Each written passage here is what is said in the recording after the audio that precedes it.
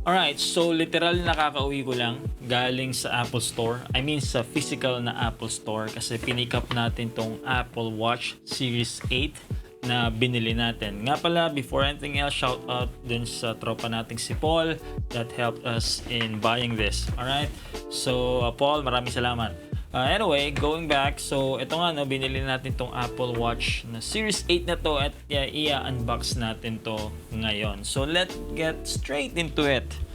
So this is the box. One thing about Apple Watch, Apple, the way they package their stuff, no? Yung box pa lang, it always feels premium na right away. And almost trademark na nila tong kulay white na packaging na to or tong white na color na to. Even yung sa kanilang mga parang paper bag nila, di ba? That color is almost like a trademark na. But yeah, going back, I think for me, malaking bagay yon yung packaging kasi people do judge by a book's cover, no? Sabi nga nila, don't judge a book by its cover, pero people do that. And I know itatapon lang din naman to, or sana hindi tapon, i-recycle pala, no? Mas maganda i-recycle nyo, but still laging thumbs up sa nagpapack na mga Apple products kasi, and kung paano nila iniisip yung packaging nila, because they always do a great job. Now, let's go into this. So ito yung box, pahaba, and nothing on the sides as you can see from here. Pero sa likod, you have this area, I think. So sa likod pala, so yung binili ko is the Series 8 na midnight aluminum case 45mm. So yan yung nakasulat dito. And then itong dalawang side na to is that's where yung gagawin nyo dyan is bubuksan yung ganyan. Di ba? Chill na chill. And then pagbukas yung ganon, you will see this box. So dalawa yung makikita nyo typically, yung para sa watch mismo, and then you also have yung para sa band. So yung band na kinuha ko is itong Nike Sports Band, and I think this is the camo version if I'm not mistaken. So ang nakalagay is olive gray, black Nike Sport Band, something like that. So anyway, you'll see this, yung band, no, which is kayo naman ang may option yan kung anong band yung bibili ninyo. Ito yung pinili ko. And then also ito rin yung box para dun sa watch, no. And then ito yung parang sa packaging. So I think, okay, this is my first Apple Watch, to be honest with you guys. I've been using a Galaxy Watch for the longest time, but this time I'm switching to the Apple Watch. So hindi ako familiar exactly kung ano yung itsura ng mga boxes ng Apple Watch before, pero sabi nila this one is parang yun nga, no, yung typical na Apple Watch na box din with all of this, yung parang iba't ibang colors para dun sa binili nyong watch na available na colors ng band and yung type ng band. So there you go. And then ito yung watch mismo. So what we're gonna do now is we're just gonna open this. So I ordered yung midnight blue, no, midnight blue aluminum, just the GPS, no, so Apple Watch Series 8 45mm midnight aluminum. Yun yung isa sa mga bagong colors ng Apple Watch Series 8. Saka yung isa is, if I'm not mistaken, Starlight. So I chose the midnight blue kasi parang siya yung mas flexible. Yung darker colors mas madaling bagayan ng mga damit at saka ng kung ano pa kaya yung kinuha natin. And I just got the aluminum GPS. Marami pang ibang so meron kayong steel at saka meron I think yung ultra meron titanium, no? So I just got the basic one. This is my first Apple Watch anyway. So anyway, buksan natin. So meron siyang arrow dito where you can get it. So kunin natin yan, hawakan natin, and then we just peel this off like that. Alright? Good. And buksan natin. Natin kung ano yung makuha natin sa loob. Bang! There you go. Pagbukas nyo, okay, so ganun pala siya. No, nakadikit pa rin siya doon. So ilagay natin dyan. And this is, before I go dun sa watch, ito muna tingnan natin. So, trademark na yan. Laging may nakalagay na ganyan. Designed by Apple in California. Hindi lang ngayon nagsimula. And I think kahit dati pa, no, lagi nang may nakalagay na ganyan sa mga Apple products, no. Designed by Apple in California, but they probably have, of course, manufactured this in a different country or in a different place. Pero they will always have that design by Apple in California. And then tingnan pa natin kung ano nandito. Watch. Alright, I think these are just instructions in different languages here kung paano nyo siya ilalagay, ikakabit yung band, at saka paano nyo i-on, I think, saka yung paano sa charger. Alright, walang sticker tayong nakikita. I think sa watch wala silang nilalagay na sticker talaga, no? Pero dun sa phone, saka sa Mac, sa MacBook, meron silang nilalagay. I think sa iba pong product, sa watch hindi wala silang nilalagay. Then you have this as well, which is your charger. So I'm gonna be using this later on. As I've said, wala pa akong Apple Watch before, so this is my first charger. So I'll be using this later on. So that's it. There, and then you have your watch itself. So yung watch is naka-enclose dito sa, what is this? I think this is a cardboard, no? So pwede nating slide dito, and bang, there you go. So I have the bigger, yun nga, no, yung mas malaking screen, 45mm. Yung isang screen is 41mm para sa Apple Watch na Series 8. But you have your SE, which is 40 and 44mm, and then meron pang Apple Watch Ultra, which is 49mm, which is yung pinakamalaki nila. So this one is just, I think, hard cardboard, no? And this is the watch itself. So I like this color, no? Madali siyang, sabi ko nga, no, madali siyang partneran para sa akin. Mas madali siyang ibagay sa kung ano-anong band, at saka also even sa pagkasadamit. Now, this is called Midnight Blue, but I don't know, it looks parang, ano ba to? Black? Parang dating sa akin, Midnight Blue naman yung nakasulat, di ba? Tama ba? Midnight Blue naman. No, not Midnight Blue. Midnight Aluminum. Ba't ba ako Midnight Blue ng Midnight Blue? Midnight Aluminum. Ba't ba Midnight Blue? Kasi siguro dahil yung harapan parang kulay blue. Pero Midnight yung nakalagay. So dalawang color, Midnight and Starlight. Yung Midnight yung darker, yung Starlight yung lighter color. And yeah, to me it looks like it's either really dark blue or parang black na siya. No, it definitely is not gray to my eyes. Either parang closer na siya sa black or it's a really dark shade of blue. So that's the watch itself. Now, this is the band. So buksan na rin natin. So ito yung pinili ko, yung medyo sporty na Nike watch band. Space, what do you call, ano bang color na not official? Olive gray / black Nike Sport band. Yun yung pinakapangalan. So again, same style. Rip this one off, and then anong gagawin natin? Pagkagawa natin na we should be able to open it from this side, right? Okay, there you go. So buksan natin ganyan, and then let's get it, no? Alright, so this is it. Open natin, and there you go. So we have 1, 2, and 3, I think. So this is for the small, medium, and then ito yung medium large na band, no? So now, one thing about yung mga bands nito ng Apple, I mean the way that they do it is medyo proprietary in design, pero may mabibili kayo na hindi naman from Apple themselves. Pero meaning yung style kasi na to, no, is sa Apple Watch, yung Apple Watch lang gumagamit. Meaning yung mga ibang, let's say, yung para sa mga normal na watch, hindi nyo magagamit. What do I mean by that? For example, itong watch na to, itong sa Samsung ko na Galaxy Watch, yung band nito is parang katulad lang ng band ng mga hindi smartwatches. Pero ito, sa Apple, it has to be, I mean, this is just for Apple Watch, no? Hindi nyo ito magagamit sa mga ibang yung mga non-smart watches,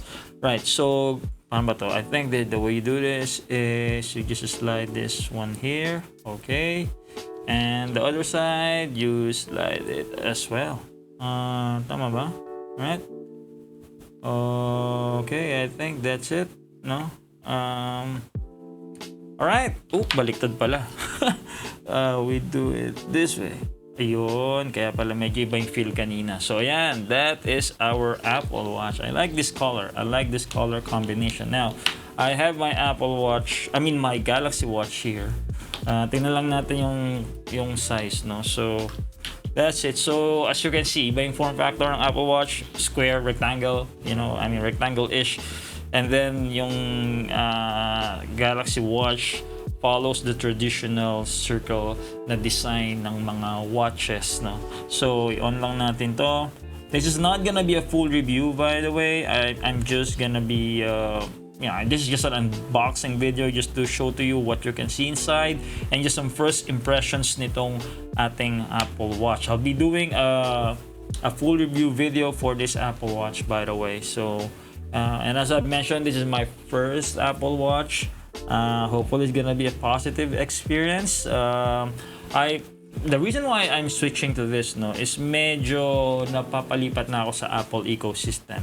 Right, so Android fans, don't be mad at me. I still have an Android watch, and I mean a Galaxy Watch from Samsung, and I still have my Android phone, so huwag kayo magalit sa akin. But I'm more kind of moving towards the Apple ecosystem. I'm more, parang mas nagagamit ko na yung Apple, yung iPhone ko, and also yung MacBook Pro ko pagdating sa laptop. Alright, so kaya I'm thinking why not just use this, kasi ito hindi na masyadong yung Galaxy Watch ko hindi siya nag-prepare dito in such a way na ma-maximize mo yung gamit ng Apple Watch. So I'm getting an Apple Watch, and that's what, yan naman talaga yung plano ng Apple, matrap ka sa kanilang ecosystem. And I am slowly being trapped, no, ng Apple products. I'm just setting this one up now. All right, so let's see. Open the Apple Watch app on your iPhone. Bring the iPhone near the Apple Watch. Okay. I'm doing that now. It's continuing. Alright. Let's see what's happening. There you go. What would you like? Allow. So set up for myself. Position the Apple Watch into the frame. Alright. That's what we're doing now.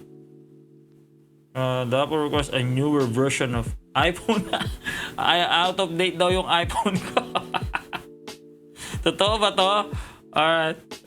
Kailangan ko pang mag-upgrade. Teka, tingnan ko nga. Am I really out? Wala naman ako na-receive na parang software update Loko to But anyways, tingnan natin. Oh, meron. It wants me to update to iOS 16. Right. So wala pa nga akong, so hindi pa ako naka-upgrade sa iOS 16. So it wants me to do that. This is gonna take a while. But let's do that. Okay. So I may just fast forward this video. What? Don't use mobile data. Pinapa-upgrade ako ng mobile data. But anyway, we're trying to update this. We've requested for the update, and let's see. 8 seconds remaining. Wow, man, really? That's fast. So, tingnan natin.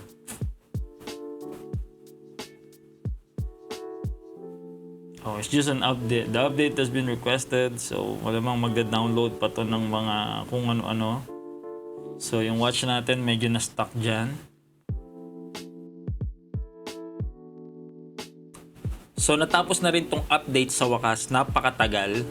But anyway, continue na natin tong pagsa-setup ng watch natin. So, set up for myself and Alright. So, tingnan natin to. Again? How come?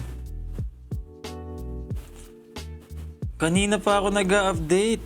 What? Why? Tagal, iOS 16.0.2. Grabe, sobrang tagal nun, seryoso. Anyway, tapusin na natin tong part na kung ano pang mga kailangan gawin dito. Alright? Okay, finally done. So, let's continue with that setup nung ating iPhone. Nasaan na ba yung setup natin kanina? So, tuloy na lang natin to. And, paano ko ba ito itutuloy? Right, okay. So, start pairing na tayo. Setup for myself. And, yan, tingnan natin. So, kailangan lang natin itong gawin. Your Apple Watch is paired, finally. And, let's just continue setting this one up.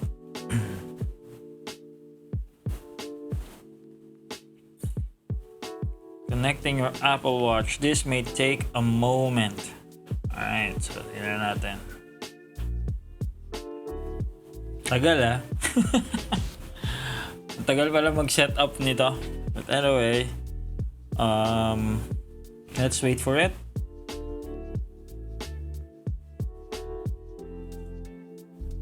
Alright, let's continue. Just agree. Signing into your account. This may take a few moments. So yung Apple Watch natin habang nandyan is nandyan lang. Tingnan natin. Okay, actually I didn't think na medyo ganun katagal actually mag-set up nitong Apple Watch. So unlock Apple Watch with iPhone. How?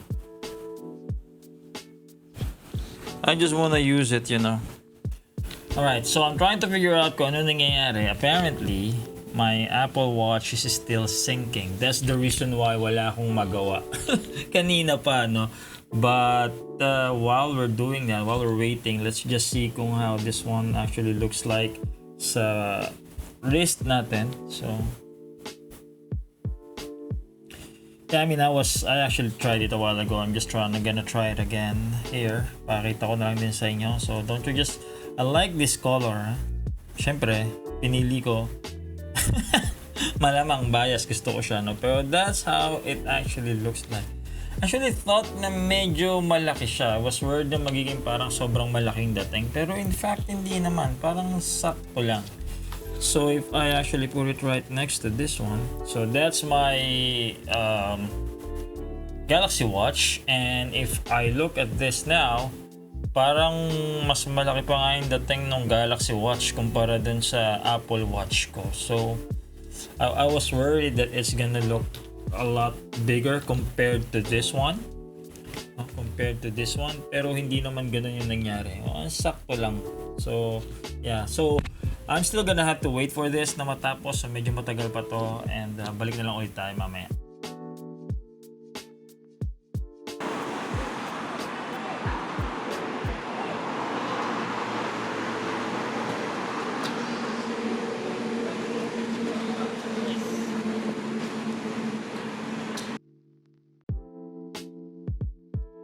Alright, so I just got back from playing football kasi nga kanina sobrang tagal talaga nung setup nung Apple Watch ko. Actually, nagpatagal hindi naman yung setup ng watch mismo, yung pag-update nung iPhone. Kasi kailangan pala naka iOS 16 para ma-update to. So anyway, habang papunta ako sa football game ko or sa laro namin is dinala ko pa rin tong Apple Watch and nagtuloy na lang yung setup and yung pagsisync and yun nga eventually na kumpleto naman niya yung pag-setup and actually nung naglaro ko ng football nagamit ko na siya. So habang tumatakbo-takbo ako suot ko to and na-record na yung mga calorie count, yung mga steps, blah blah blah. So far so good naman. I mean marami pa ring parts may bago pa ako kung paano gamitin yung watch mismo, but I think kailangan ko lang time na para as I've said, mas sanay akong gamitin tong Galaxy na and yung pag-navigate dito masanay ako kumpara dito for now, but I think eventually naman masanay tayo. And as I mentioned, this is just an unboxing video.